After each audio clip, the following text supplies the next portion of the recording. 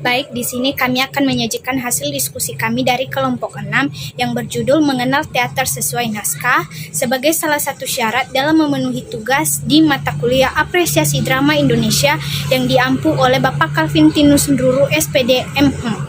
Saya Yasvis Dahi sebagai penyaji pertama dan penyaji kedua oleh Saudara Effendi Nduru dan penyaji yang terakhir adalah Saudara Suarman Laia. Bagian A, mengenal teater sesuai naskah. Naskah merupakan elemen utama dalam sebuah pemetaan teater. Paling tidak, naskah drama dipilah menjadi 5 tema utama. Selain pemetaan 5 jenis naskah tersebut, dapat pula dibedakan naskah drama dengan tema remaja, religi, sosial, budaya, bahkan politik. Contoh naskah drama Marsina Menggugat adalah naskah drama karya Ratna Surampait, merupakan drama politik atas kesewenang-wenangan aparat negara terhadap perjuangan kaum buruh yang dipelopori oleh Marsina yang terbunuh ketika membela hak kaum buruh di Sidoarjo, Jawa Timur. Pada tahun 1990-an, Teater Satu Merah Panggung mementaskan drama Marsina Menggugat di berbagai kota di Pulau Jawa dan mendapat penjagaan yang ketat oleh aparat negara ketika pentas di Kota Bandung. Naskah drama berkait persoalan masyarakat seperti persoalan lingkungan hidup, sosial, tragedi kemanusiaan, dan perjuangan anak manusia dalam berbagai kehidupan. Menggunakan naskah drama ke dalam pementasan teater merupakan keahlian tersendiri dari seseorang sutradara. Sutradara, aktor, pekerja teater dapat berkontribusi ide dalam sebuah pementasan drama berdasarkan ide-ide yang diperoleh dari hasil membaca teks sastra maupun peristiwa yang dialaminya. 1. Konsep, teknik, dan prosedur teater. Drama Iblis karya Muhammad Diponegoro berkisah tentang keimanan Nabi Ibrahim ketika menerima wahyu Tuhan untuk mengorbankan anaknya Ismail. 2. Konsep drama.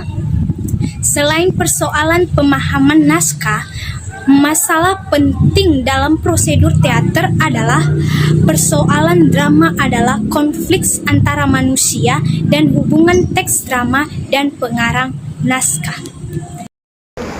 Dalam pemanggungan naskah drama perlu memahami berbagai jenis tema, muatan isi yang ingin disampaikan kepada pembaca dan penonton jika dipanggungkan, dan kekuatan naskah bila dipanggungkan dari aspek penonton.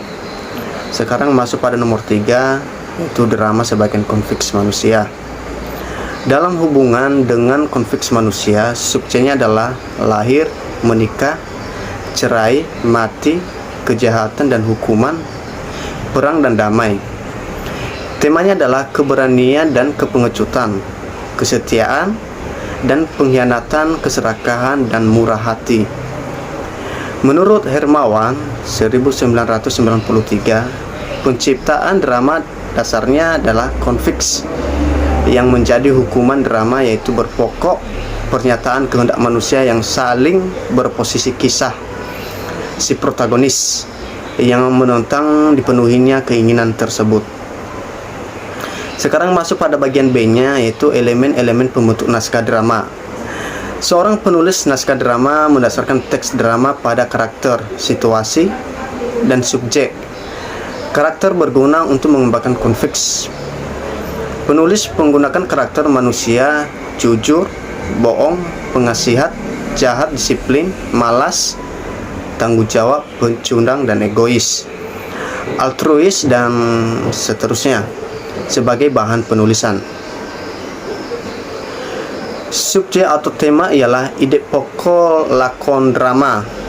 Dalam contoh situasi seperti disebut di atas, bertema untuk memaafkan kepada siapapun, apapun yang sudah dilakukan kepada kita.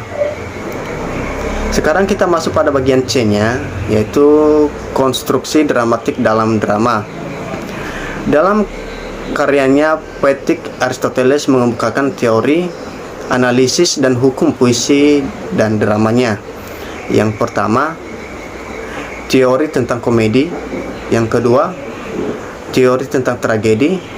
Yang ketiga, hukum komposisi drama yang terdiri atas awal, tengah, dan akhir. Sedangkan yang keempat, pengetahuan tentang trilogis Aristoteles, kesatuan tentang tempat, waktu, dan kejadian. Sekarang kita masuk pada bagian D-nya, 3 prinsip dalam drama. Itu yang pertama, unsur kesatuan, memperhatikan kesatuan kejadian, tempat, dan waktu dalam bahasa sederhana. Dapat diformulasikan siapa tokoh dan peristiwa apa, dan di mana dan kapan kejadian itu terjadi. Sedangkan yang keduanya, unsur penghematan. Pementasan yang berdurasi terbatas diusahakan agar waktu yang singkat digunakan untuk menyampaikan masalah-masalah yang pokok saja. Sutradara dapat memangkas naskah yang panjang untuk menyampaikan pokok-pokok yang penting dalam naskah tanpa mengurangi isi cerita. Premis pementasan drama. Pementasan drama harus memiliki premis yaitu rumus intisari. Cerita sebagai landasan ideal dalam menentukan arah dan tujuan cerita. Premisnya merupakan landasan pada bangunan lakon. Istilah yaitu sejajar. Dengan premisnya adalah theme, basis, root, idea, central, ide, goal, aim, driving force, subject, purpose, plan, basic, emotion, bahkan plot. Nomor 16, simbol, jenis, dan nilai estetis dalam teater. Simbol dalam teater dapat didefinisikan dalam bahasa yang dipakai dalam teks, baik dalam bentuk dialog maupun petunjuk lakuan, stage direction. Simbol juga dapat dilihat dari action tokoh dalam panggung, baik dari mimik dan ekspresinya. Simbol juga dapat dipahami dari setting panggung, warna cahaya, lighting panggung, musik, dan suara yang dihadirkan di dalam panggung.